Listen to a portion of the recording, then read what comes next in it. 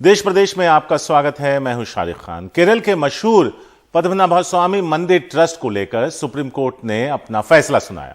Trust का audit होगा। Supreme court ने अपने फैसले में कहा ट्रस्ट को ऑडिट से छूट नहीं दी जाएगी। 2020 का आदेश मंदिर ट्रस्ट दोनों पर लागू होगा। 3 महीने में ऑडिट पूरा करने का आदेश है। ट्रस्ट ने मांगी थी 25 साल के ऑडिट से छूट, लेकिन सुप्रीम कोर्ट ने कहा नहीं, आपको छूट नहीं मिलेगी, ऑडिट करवाना होगा। आशीष भार्गव हमारे सीनियर एडिटर लीगल इस वक्त हमारे साथ मौजूद हैं। सीधे उनके पास चलते हैं। आशीष, पूरा मामला क्या था और इसको लेकर के कोर्ट ने क्या कहा और सामने वाले की दलील क्या थी, फैसला क्या था, जरा बताइए।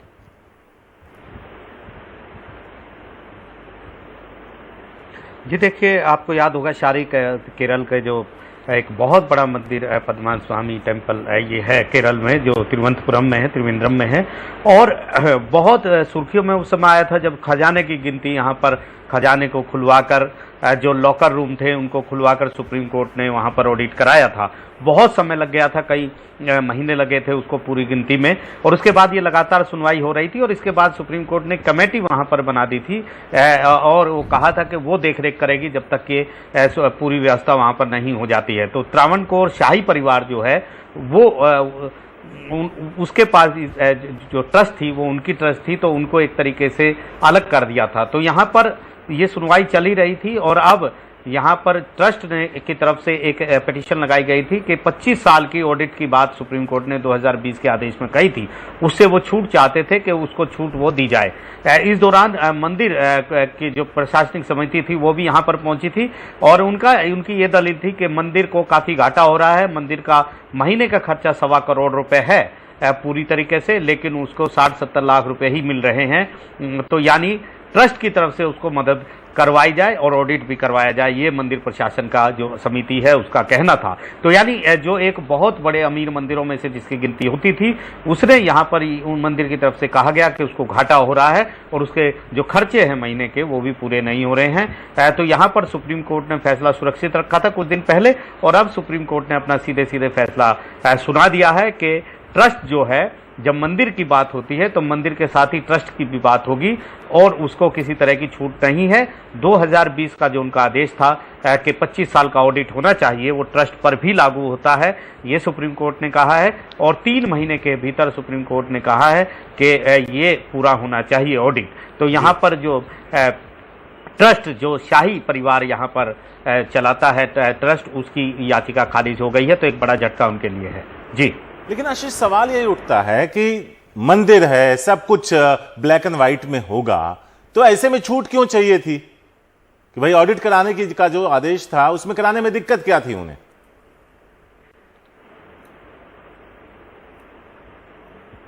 जी बिल्कुल, देखिए यही बात सुप्रीम कोर्ट ने कही है कि आप ऑडिट से आपको एजम्पशन नहीं दी जा सकती है।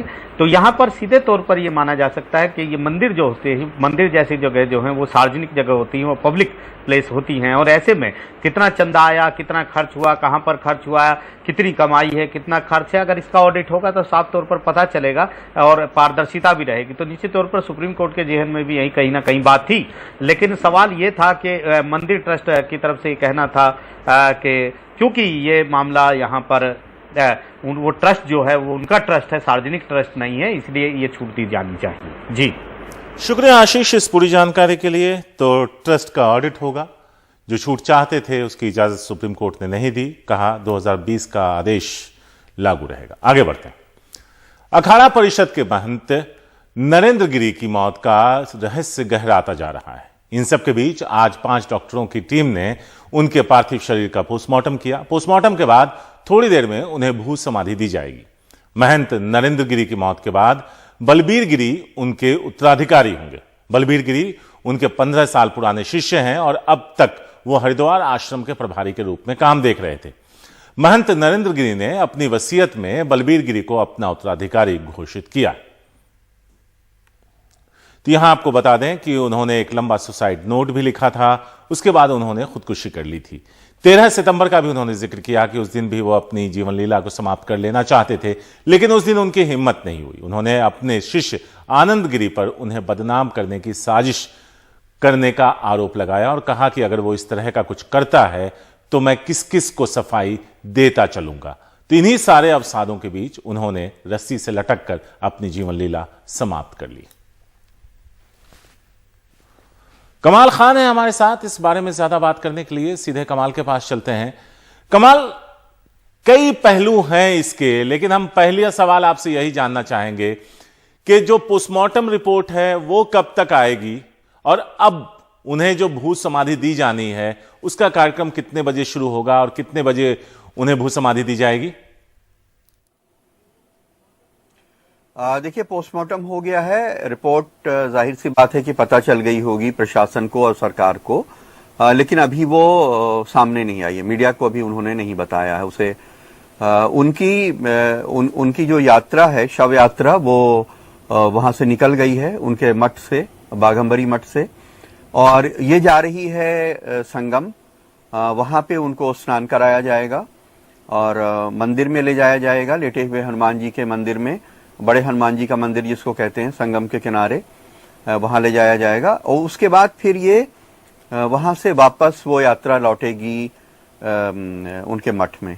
मठ से संगम की बहुत ज्यादा दूरी नहीं है, लेकिन बड़ी तादाद में भीड़ होगी और स्नान कराने में थोड़ा समय लगेगा, आने जाने में थोड़ा समय लगेगा, क्योंकि बड़े पैमाने पे भक्त जो हैं यात्रा में साथ चल रहे हैं। डेप्यूटी सीएम केशव प्रसाद मौर्य भी हैं जो शव यात्रा के साथ चल रहे हैं। तो उसके बाद उनको समाधि वहीं पे बाघंबरी मठ में, जहां उन्होंने वसीयत की है, वहां पे समाधि दी जाएगी। शुक्रिया कमाल इस पूरी जानकारी के लिए। तो उनके शरीर को स्नान कराने के लिए संगम पर ले जाया जा रहा है, उसके बाद उन्हें भू समाधि दी जाएगी। बहुत बड़े बड़े लोग यानी गणमान्य लोग उसमें, उनकी उस शव यात्रा में, अंतिम यात्रा में मौजूद हैं। और अब बात करते हैं किसानों के प्रदर्शन की। आज सीएम आदित्यनाथ का दौरा है, उससे पहले मंगलवार को सैकड़ों, आपको बता दें कि सैकड़ों लोग वहां पे आदित्यनाथ के दौरे को लेकर मंगलवार को किसानों ने ग्रेटर नोएडा विकास प्राधिकरण के दफ्तर के बाहर विरोध प्रदर्शन शुरू कर दिया। किसानों का आरोप है कि उनसे किया गया वादा पूरा नहीं किया गया है। किसानों का प्रदर्शन क्यों प्रशासन के लिए सिरदर्द बना है, देखिए इस रिपोर्ट में।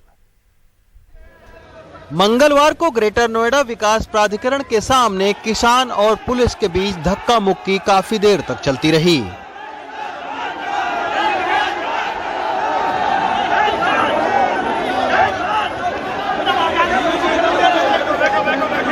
काफी देर चली झड़प के बाद आखिरकार किसान नोएडा विकास प्राधिकरण के सामने धरने पर बैठ गए। किसानों की मांग है कि उनसे कोर्ट न जाने की शर्त पर 10% प्लॉट और 64% मुआवजा देने का वादा किया था, उसे पूरा किया जाए। किसानों की जमीन पर लगे उद्योगों में से उन्हें नौकरी दी जाए। किसानों के भूखंड पर से पेनाल्टी हटाई जाए। पूर्व के संघर्ष के दौरान जो किसानों के हक मिले थे, मौजूदा सरकार और प्राधिकरण के अधिकारियों ने एक एक करके वो खत्म करने का काम किया। कैसे? सबसे पहले तो हमारा जो 10% देने का एक फरमान था, जो समझौता था, उसको खारिज कर दिया। उसके बाद जो हमारे संघर्ष के दौरान जो हमारे घर एक्वायर कर लिए थे, वो संघर्ष से हमने छुड़वाए, उन पे भी जांच बैठा दी। कितने किसानों को नहीं मिला है ये उनका? तकरीबन ये 30,000 किसान परिवार हैं। 30,000 किसान परिवारों को प्लॉट नहीं मिला? प्लॉट नहीं मिला, जो इन्होंने शासन ने नष्ट कर दिए, जबकि ये समझौता किया था कि आप कोर्ट नहीं जाएंगे तो आपको 10% दिया जाएगा। एफिडेविट लगवाए किसानों से। बुधवार को उत्तर प्रदेश के मुख्यमंत्री योगी आदित्यनाथ ग्रेटर नोएडा पहुंचेंगे। जगह जगह ऐसे बैनर पोस्टर लगाकर उनके स्वागत की तैयारी चल रही है। इसी के चलते भारी पुलिस फोर्स की तैनाती भी की गई है, ताकि मुख्यमंत्री के दौरे के दौरान कोई दिक्कत न हो। ग्रेटर नोएडा अथॉरिटी के सामने किसान और पुलिस आमने सामने है, लगातार झड़प हो रही है। आप देख सकते हैं कि यहाँ पर किसानों को हटाने की कोशिश कर रही है पुलिस, लेकिन उसके बावजूद मानने को तैयार नहीं है। और पूरे ग्रेटर नोएडा अथॉरिटी को आप देख सकते हैं कि छावनी में बदल दिया गया है, क्योंकि ग्रेटर नोएडा के आसपास के जो किसान हैं वो यहाँ पर प्रदर्शन कर रहे हैं। हालांकि ग्रेटर नोएडा में किसान लंबे समय से सरकार के खिलाफ धरना प्रदर्शन कर रहे हैं। कई बार बातचीत भी हुई, लेकिन कोई हल नहीं निकल सका। अब चुनाव से पहले एक बार फिर किसानों ने पहले पंचायत की, फिर अब विरोध प्रदर्शन करके सरकार पर दबाव डाल रहे हैं, ताकि किसानों को 10% प्लॉट मिले। ग्रेटर नोएडा से रवीश रंजन शुक्ला, एनडीटीवी इंडिया। स्वच्छ भारत अभियान के तहत देश भर में हजारों शौचालय बनकर तैयार हैं और शौच मुक्त भारत का जो संकल्प लिया गया था उस दिशा में देश बढ़ रहा है। लेकिन शौचालय बन जाने पर वहां रहने को जिन्हें घर नहीं है वो शौचालय में रहने को मजबूर है। क्यों है? तेलंगाना के महबूब नगर जिले में एक परिवार शौचालय में क्यों रह रहा है, वहीं खा पका रहा है, पूरी एक रिपोर्ट। शौचालय सरकार ने आर्थिक रूप से पिछड़े वर्ग के लोगों के लिए बनवाया था, लेकिन यहाँ सुजाता अपने 2 छोटे बच्चों के साथ रह रही हैं। कमोड के ऊपर एक पत्थर रखकर उस पर खाना पकाती हैं। पास ही गैस का एक सिलेंडर, कुछ बर्तन, कपड़े और जरूरत के कुछ सामान रखा हुआ है। मेरा नाम सुजाता है। 2 साल पहले जब हमारा घर बह गया था तब से हम यहाँ रह रहे हैं। ना तो सरपंच और ना ही किसी ने हमारी मदद करने की कोशिश की। जब पानी बरसता है तो मेरे बच्चे अंदर आ जाते हैं और जब तक बारिश होती है मैं पूरी रात जागती रहती हूँ। रुकने के बाद ही सोती हूँ। सुजाता के पति 6 साल पहले गुजर गए थे। 2 साल पहले उनका घर बारिश के पानी में बह गया था, जिसके बाद परिवार बेघर हो गया। जब कहीं जगह न मिली तो उस शौचालय में ही आसरा लिया। उनके पति की मौत हो गई थी। वो यहाँ पर अपनी सास और 2 बच्चों के साथ रहती हैं। इनकी ही हालत देखकर सरकार अनुसूचित जाति वालों को घर दे दे। वो इतनी परेशान है। उनको 2 बेडरूम वाला मकान नहीं चाहिए, बस 2 कमरे काफी हैं। धूप हो या बारिश, उनको बहुत तकलीफ होती है। चुनाव से पहले टीआरएस ने कहा था कि हर गरीब परिवार को डबल बेडरूम घर दिया जाएगा। पिछले महीने दलित बंधु स्कीम का शुभारंभ हुआ था, जिसके तहत हर शेड्यूल कास्ट परिवार को 10 लाख रुपया मिलेगा, लेकिन सुजाता को दोनों ही स्कीम का कोई लाभ नहीं मिला।